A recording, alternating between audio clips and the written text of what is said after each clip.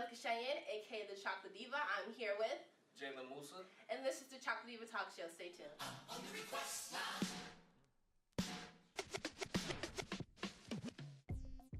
Happy Friday, everybody. It's me, Angelica Cheyenne, aka the Chocolate Diva, and I am back. You're tuned in now to the Chocolate Diva Talk Show. Now, I know it has been a little minute. I had to take a break, regroup, and get something together, but I am back and better than ever, and I'm so happy to be back now because I am joined by a special guest. He was here before, and he had to circle back around just because the show is so dope. I welcome back Jaylon Musa. What's up? What's good with you? What's good? I'm glad to be back. Thank you for having me back as well, man. You are welcome. It's funny how we low-key kind of color coordinated with the pinks. I'm feeling pink today, you know. I saw it was yours is like darker than mine. Like yours is like pink. Mine is like reserved pink. Like it's low key pink. Yeah. Like I had to make it pop, but you rocking it. It's like we in the same chilling. Pinkish family, and it wasn't coordinated. We just great minds think alike. It just happened. So, like I said before, he was here. I think the same time last year. Probably right? was around the same time. Yeah. Probably. Within 3 months, somewhere in that range. We were talking pre-show about it, and of course, this has been in the works for a minute. Our schedules didn't line up because he was doing some big things, performing at Culture Fest and all that. But we were just talking, and it seems like we've known each other longer than we have. Yeah, most definitely. That's what I was thinking. I was like, man, it's like I seen you yesterday or whatever. That's pretty dope, though. It is. Yeah, that's dope. It's a vibe, but I also think because we follow each other on Instagram. Right. Yeah, most definitely. We see each other. Most definitely. feeds. Social media really got you knowing people for real. Like, really right? got you, right. They be like, what happened to your moms now? Right, for real.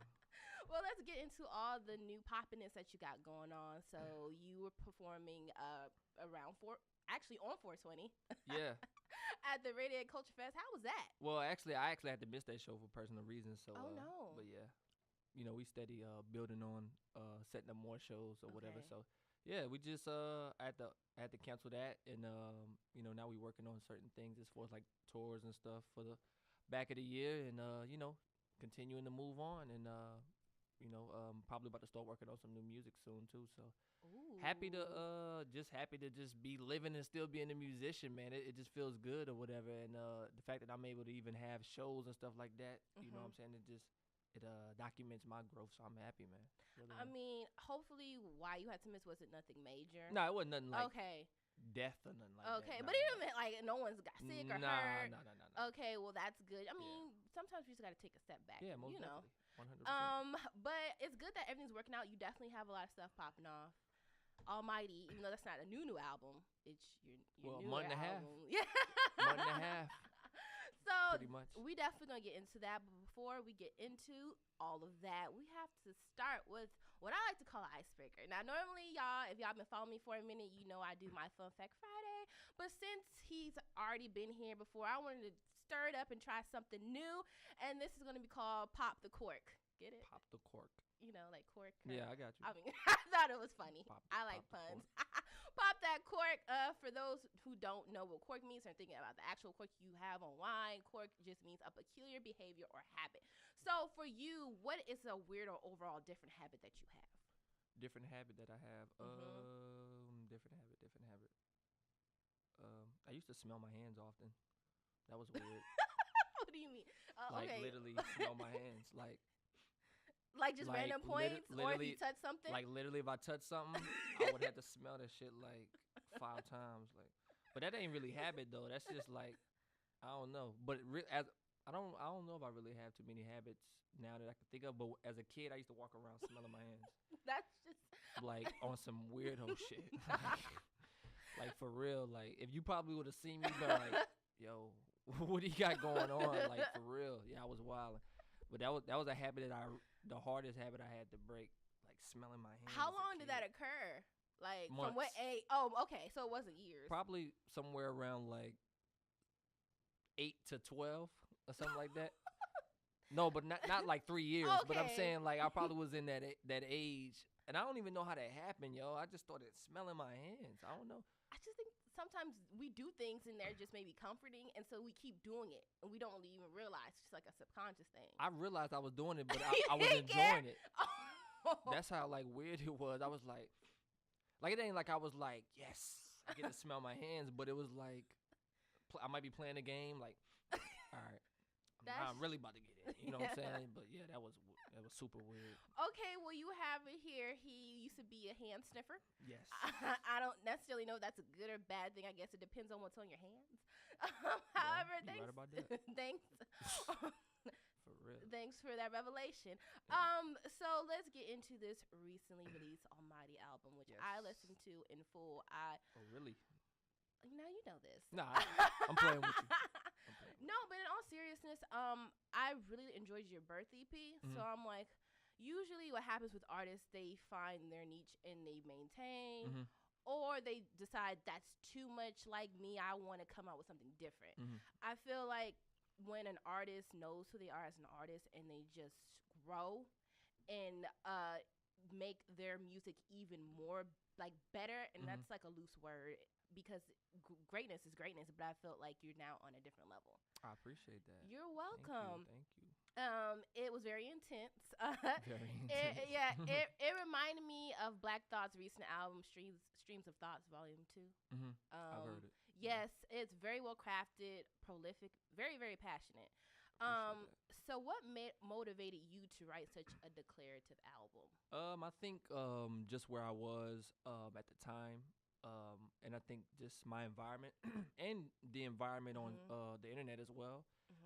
Just where we are, just as a culture, I think in America, it just was how I felt at the time, and it's really about recognizing the emotion and trying to bring it out in sound. So it took me a little minute to find the beats that can bring what I wanted to bring to the table, but for the most part, we're pretty much like reviewers. You know, I see things in the world, and innately, I say that would be a great concept to put in music. So that's pretty much how all of the concepts came about. And some of those concepts I already had them on my mind. I just never found the great production that could really bring that concept to life. So that's how a lot of those concepts came up.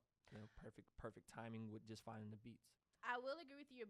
Your beats were dope, and the beats were not overpowering or understating. Sometimes the beats can be it doesn't put enough oomph. And then sometimes they can be too extra for that particular like content. Overproduced. Yeah. It's like, golly, all of this in here. Yeah. I just want to hear the person. It was very well constructed. I mean, which all of your music is.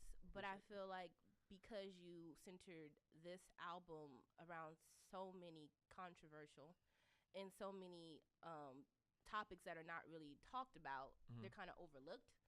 I think it really hit you.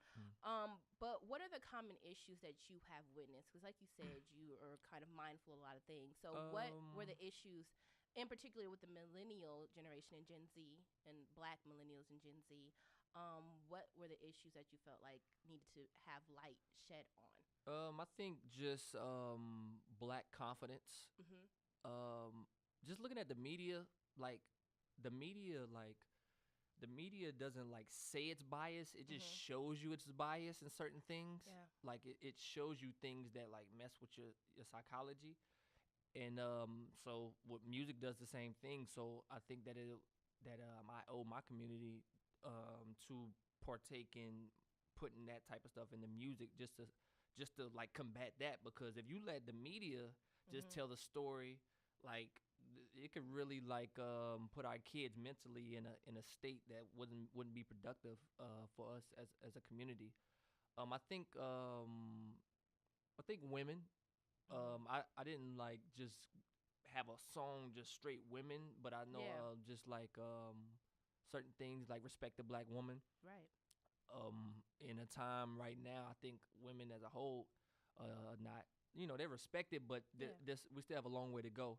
And I think Black women, definitely for me, when I see them being murdered in the street, and I'm sorry for forgetting the name, but I seen a mom murdered in I don't know if this was in either Texas or California. I think it was in Texas, by a police officer. And I know it's always a debate on, okay, well, this is what happened, but my only thing is, why is killing so easy for us to do? Why is it just what I'm saying? Why is it depending on the color on compared to how fast you would kill a person? You know what I'm saying? If that person would be a Caucasian woman, would you be so quick to put her to death? You know what I'm saying? So that's the discussion I want to have.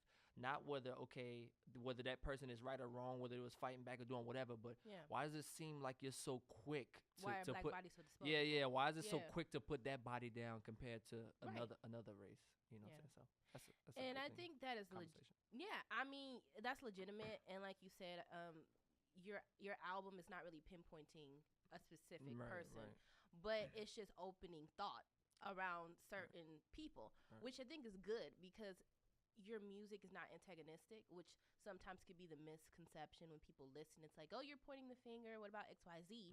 It's more so let's just take a minute to be observers and realize if it was a different, playing field, will we still be, judging the players the same? Right. So how did you use what you absorbed from society, social media, your community, etc., and just our generation overall to fuel the content for this album? Well, I think it definitely wasn't difficult because I'm always online and I'm always reading and stuff like that. So that's like easy. It's just about putting it together properly to where it's digestible for the most part. But being a musician and doing it for a little minute now, I'm kind of past it's just quickly. Like, as soon as I see something, I know it's a song. Or I know it can be a concept, or I know it can be a verse or something. You know what I'm saying? So that wasn't really difficult. Just living for the most part, and the type of things that already sparks my interest. I'm gonna get the content from that for the most part. Do you think that ability to, like you said, you can just snap on it and be like, all right, I know what I'm going to write about, comes also from your lack of fear? Because sometimes I feel artists may want to speak out and do music on certain things, but they're always thinking about, how is that going to affect people's perception of me? Or, they want to word it a certain way so they don't offend anyone. Do you feel like that your lack of fear and just your passion for that particular, moment of time or subject is what enables you to be so spot on when you do your music? 100%. I think you even bringing the word fear up, I've never even thought about fear when I'm writing some of this stuff.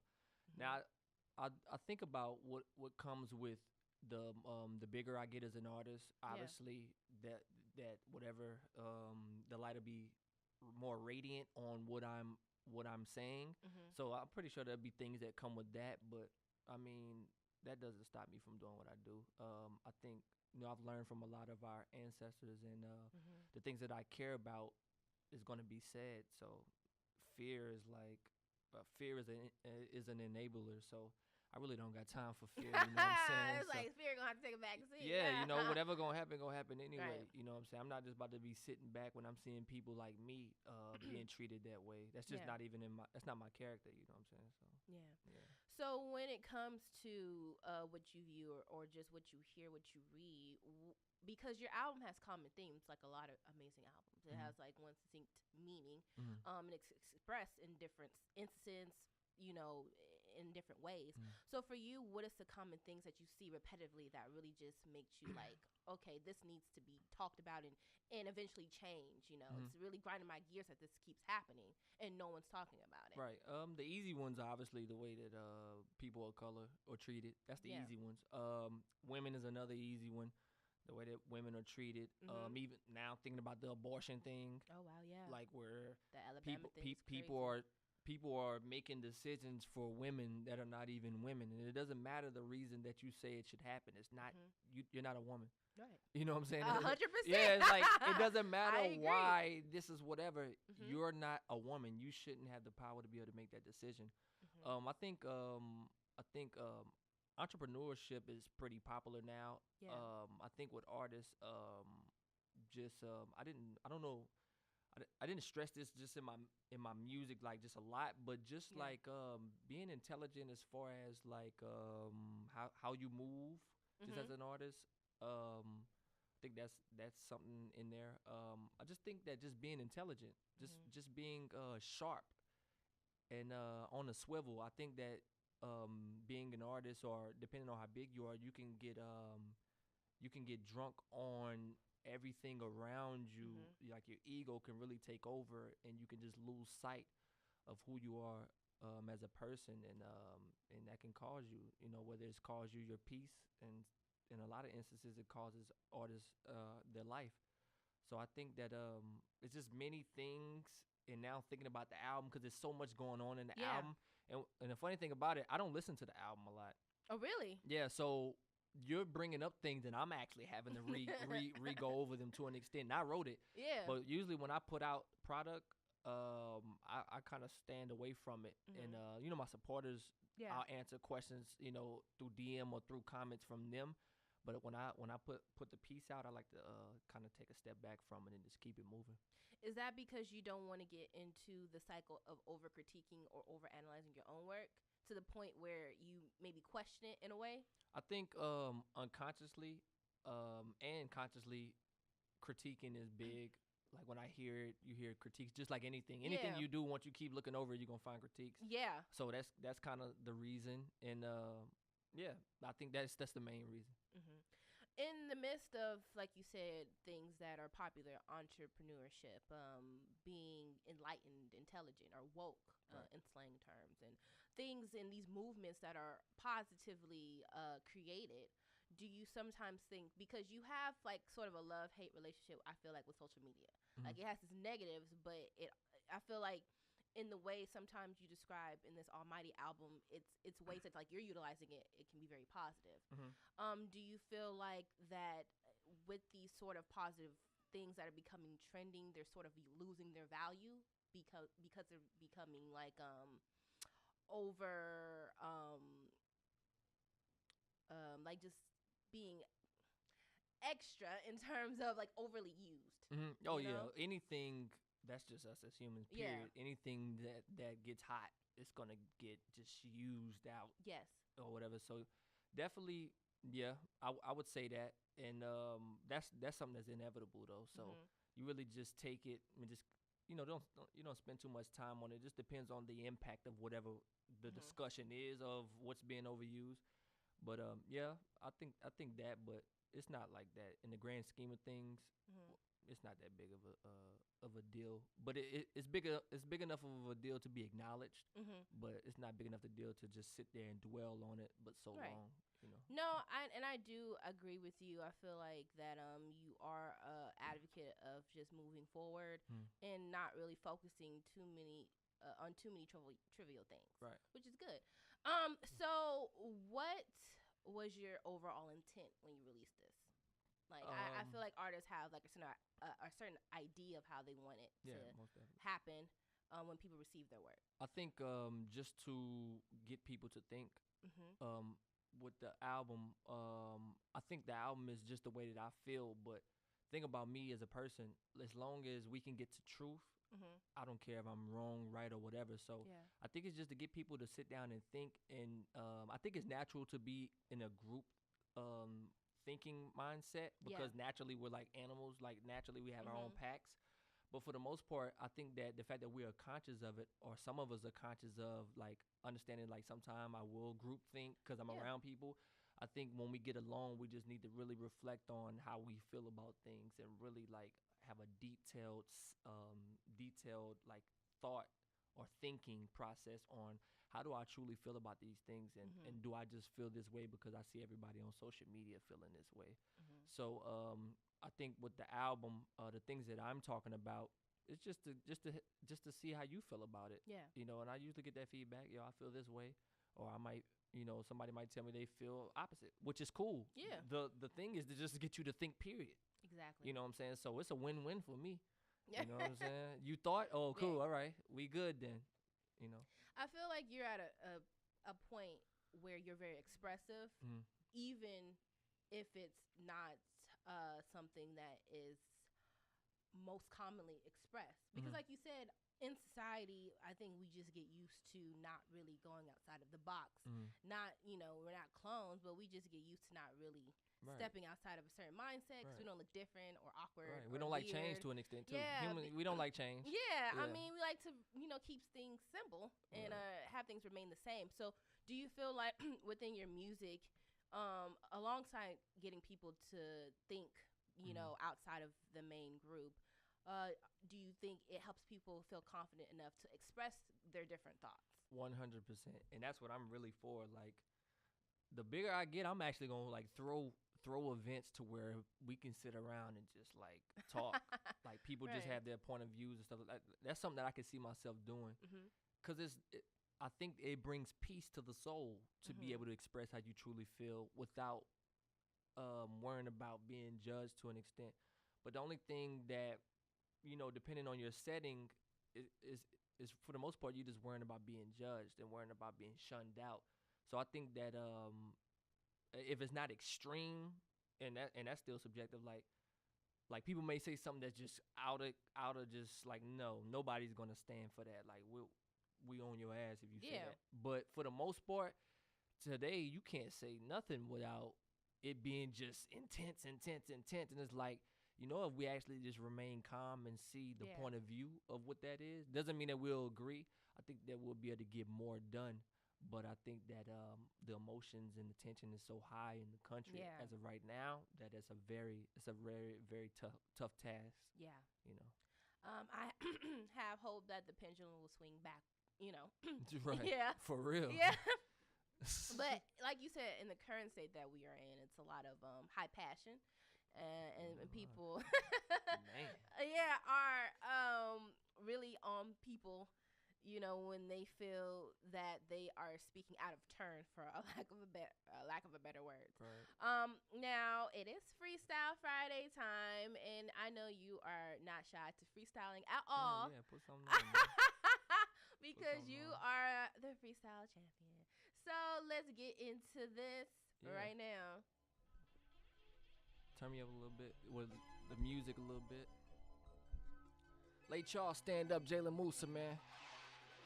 Shout out to all my supporters. Turn the beat up a little bit, please. Yeah. It's good right here. Chat. Look, niggas better get ready for the summer. We're working long nights to the sun up. Every day we plotting on the come up. Taking what we want, nobody can hold it from us. Leader of the pack, but all my niggas is hunters. Squad full of guards, that's all we keeping among us. I heard your last tape, you need me to write it for you? Pay the fee, I make it better from A to Z. Culinary flow, I'm showing you how to make a feast. Jordan from the free throw, nigga, we taking leaps. You want the beauty in life, you gotta take the beast. I make them bounce like a bunny hop. I ain't being funny, I fry your ass down like a sunny side. When the lights on, I know you fold like a tummy shot. You think I'm done, you done played yourself. The difference between us is I'ma bounce back if I take a L. The finish line you run into, I be waiting there. They gon' think that I ain't playing fair. I used to say I play for keeps, now the motto is I play to kill. I'm Ken Griffey, how I play to feel. The pin Biggie with a Jay-Z feel. Deeper than the Navy SEALs. Man, that just gave me chills. I could have 80 mil. Pay me what you owe. If it's $1, nigga, pay me still. Niggas adapt you with a shady feel. I worry not, cause you can hate, but you can never not say he real. The higher I get, they want me to entertain them. You lack leverage, I gain nothing if I would maim you. That's why I won't name you, but know I would shame you. My nigga, that's why I won't shame you. I'm out, man. Yeah. Oh, snap. Appreciate that, man. It's a classic right there, man. An applause. It's a classic right there, man. I had to have something for that. You know what? I was a Jada Kiss fan back in the day. I almost forgot about that right there. And look, you can't forget about no instrumental like that. Putting something like that on. He had me head bopping like Little Mama when she crashed the stage with Jay-Z. Oh, man. And Alicia Keys. I seen that picture the other day. I was like, if that ever happened to me, I'm gonna have to stone cold. That was wild. Oh my gosh, that was a crazy year. Like that. That was a crazy year. That was crazy, but that was lit. Yeah. Oh. Appreciate it. Thank you. You are welcome. Now, like I said earlier, you had your birth EP. Yes. I felt like there we were introduced to you, Jaylon Musa, who you were, where you came from, Lake Charles. Yes. And your purpose. I feel like on this Almighty album, I feel you were taking us down a rabbit hole of your mind, which I felt was grounded in Pan-Africanism and hip hop. Ice Cube did it when he did America's Most Wanted. Jay-Z covered it in 444. J. Cole did it in KOD. So I feel like artists every few waves, they bring it back together. So what side of Jaylon Musa are we exploring with the Almighty album? I think that is just more of a deep dive in just to my mind, my thoughts, my versatility. I think my social media, because of I think I put out so much that people kind of know how I'm coming. Yeah. Wherever you follow me, I think that the music is just like another product of the concepts that you see on my social medias. And I just wanted to challenge myself and just challenge my supporters and just keep it moving. Just give a product that's high in quality as I can make, and live with the results. I mean, I do enjoy the time that you put into your music. When you were here last time and I asked you when you're going to drop the album, you said you didn't want to rush that. Yeah, and now we can see the byproduct of taking that. time. I'm glad you like it. Real talk. I'm for real. I'm glad you like it. I mean, I'm not going to say no lie. Nah, so I'm not going to hype something I feel like does not deserve it. Right. And I feel like that you probably are one of my favorite artists because of the consistency. And sometimes people think, you have to change. And not necessarily. Nah. Sometimes you can change yet remain the same, which is very hard to do. I feel like when you can do that, you were at the top with the greats. Right. Well, it's funny because even with the album, like a lot of the tunes are like a little more modern. Like some of it is fun on there actually, So I made sure just other than the birth, like I love the birth, but with the birth, I wanted to expand the sound a little bit, like show that I can do some of these things that a lot of these people that people like do as well. Yes. So but making sure that it's a Jaylon Musa feel. So exactly. That's what was it's key. exclusive to you. Right. So I think off of that album, my favorite, and that's again. That's a hard to decipher. I don't know if they're my favorite or the ones that I will listen to more consistently. Right. Probably Dreams and Dreams. Unborn. So I hear that often. Dreams is one of them that I hear often. The concept. So Dreams, basically, if you have not listened to the album yet, is like a breakdown of society within 3 minutes. He covers how consumerism affects our health.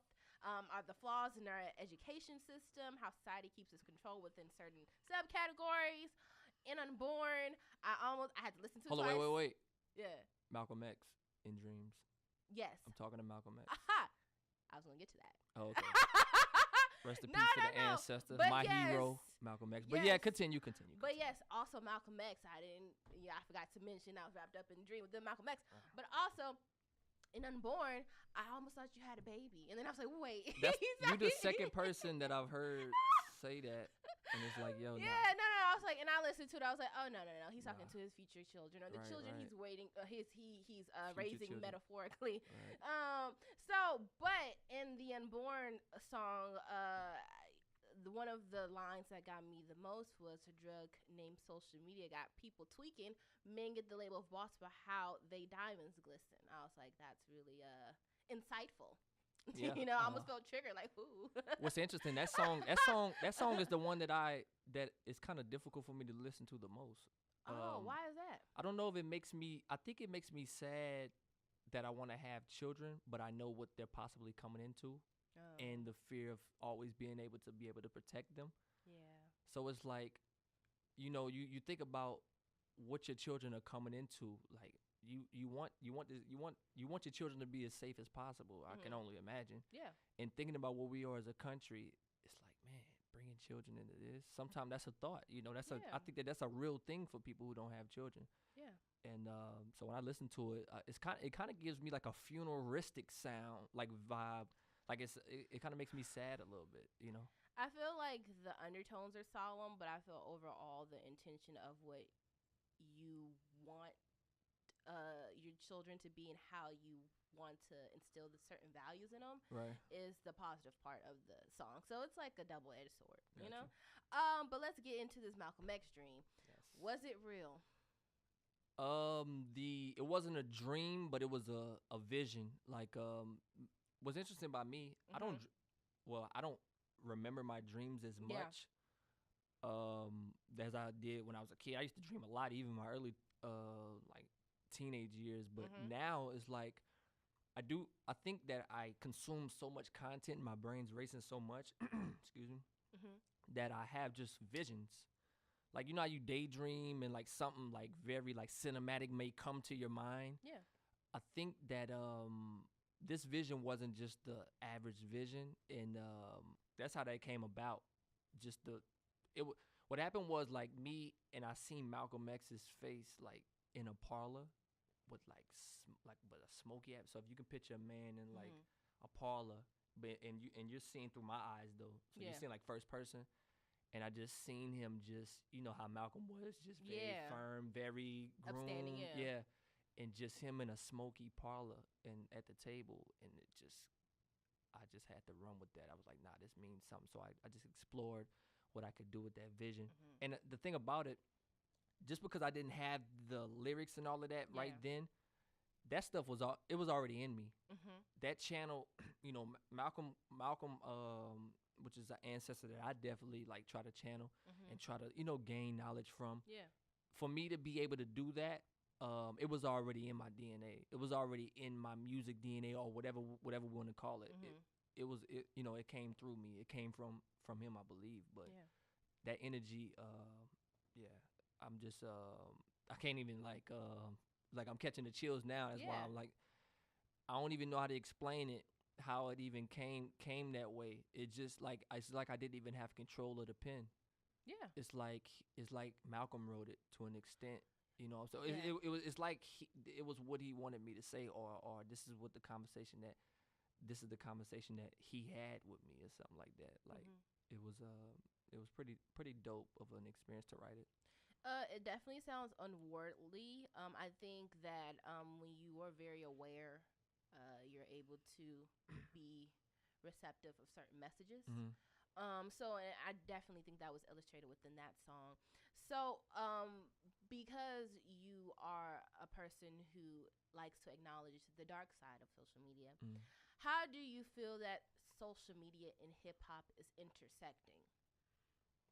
They're intersecting in a super major way because the social media is giving us the platform to not need labels and be our own bosses. So social media definitely has its pros. Yeah. You just have to be aware of the cons and just try to maneuver and try to keep as much peace on your soul as possible. Social media, in theory, is a pretty cool concept. It just depends on the things that start to get put on there. That kind of has us like kind of unbalanced, and I think that a lot of the trolling and like people just being like it's been so easy to disrespect people. Yeah. Is a thing that's like a con. Like you wouldn't do this if you was in front of this person. So that's like the little parts of it. Yeah, the nuances and stuff like that, and it's just and of course it keeping us in our phone with to an extent it's an addiction. That's the cons, but I do think that the pros are pretty positive. It's just about who you are as a person and can you keep it balanced. So because it's Friday, we're going to tell off for the game because I just love games, and this is a new game I like to call Who Said That? I'm about to be trash at this. I'm definitely about to be trash at this. You shouldn't be because these are well-known quotes that I'm sure you'll know. Let's see. I'm about to be embarrassed. But okay. Let's go. Scene. Get my acting voice on. Okay. Oh man, movies? I'm done. I ain't watched TV in so long. Trust me, you'll know. It's not a movie. It's I've been one moving movie. around a lot, man. Okay, I'm telling you. Okay. All right, go ahead. Okay. Okay. Go ahead. I know it's Friday, but I'm gonna get you high today. Friday. See? Thanks Who for that said one. That was light. Who said that? Chris Tucker.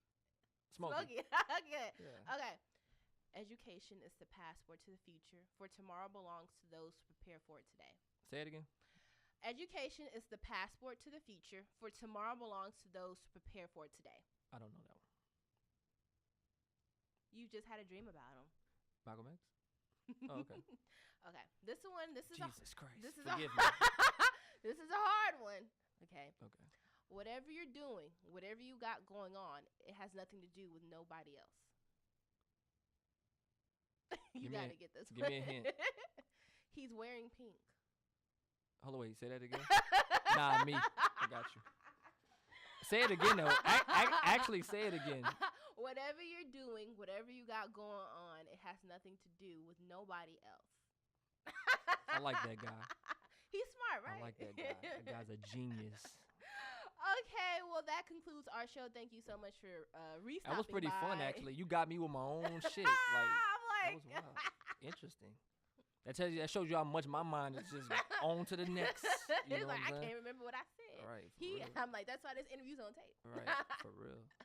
But thank you for coming. Most definitely. It has been lit. It's always fun seeing you. Yes, you too. You as well. And I definitely thank you for having me up here again. And definitely great energy for you from today on. You know, I support the show. Real Talk is a great platform, and I always like coming up here. And I appreciate you for even having me up here. Oh well, you can come up here every now. Yeah. No, but like for I'll be back again. You can I'll come be back again. or whenever. It's always good. So I'm gonna take us out of here with a song from your Almighty album. Do that. I actually like Crown of Thorns too. Oh, really? Yeah, I do. Dope. So it has been a great Friday. But first, before we get out of here, how can everyone reach you? Yeah, so you can find me on any social media platform at Jaylon Musa. That's spelled JaylonMusa. Almighty out right now. You guys like it? You can always hit me up. Yeah, I'm willing to talk about music, anything. You know, Jaylon Musa everywhere. And as always, you can find me on Instagram at the Chocolate Diva. You can find me on Twitter, Angelica CC Diva. You can also find me on YouTube at Angelica Cheyenne, a darker shade of brown. This has been the Chocolate Diva Talk Show. Have a safe Friday and all is love. I will be back next Friday. We're getting out of here with Crown of Thorns. And fame. I like this one too. Everybody screaming your name.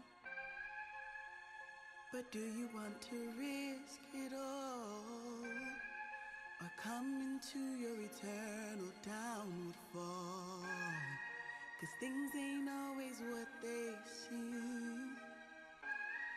Just take your time, you'll live your dream. Everything that glitters ain't gold. Be careful what you wish for, or you'll be wearing a crown of thorns.